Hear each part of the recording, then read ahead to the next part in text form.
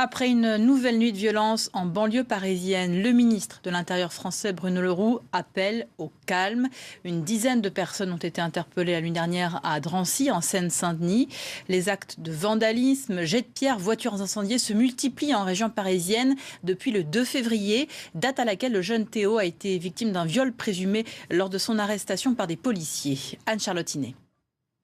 Argenteuil ce matin, les traces des violences de la veille toujours visibles. Un véhicule incendié, un abribus attaqué.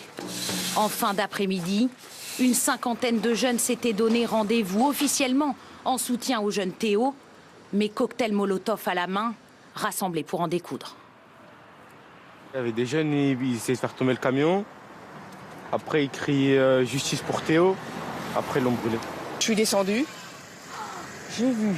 Oh, le feu, ça brûlait, ça explosait. Ça... c'est les pneus qui explosaient. Oh non, c'est affolant. Hein. Autre cible, ce bus dont les vitres ont volé en éclats. Vers 17h30, un vidéaste amateur filme la scène. Le bruit des projectiles jetés sur le véhicule. Aucun passager dans le bus, mais le chauffeur, lui, a reçu un pavé en pleine tête. Il est sorti de l'hôpital ce matin.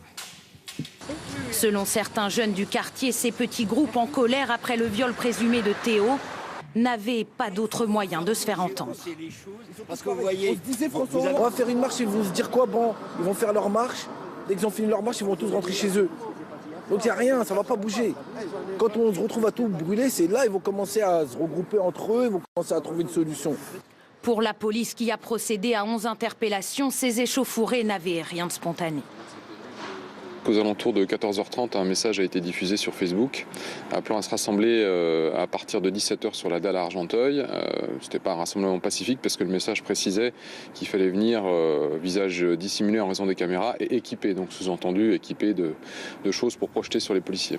Les autorités craignent désormais la contagion. Hier soir aux Ulysses dans l'Essonne, c'est un commissariat qui a été pris pour cible, attaqué au cocktail Molotov par une vingtaine de personnes. Les auteurs n'ont toujours pas été retrouvés.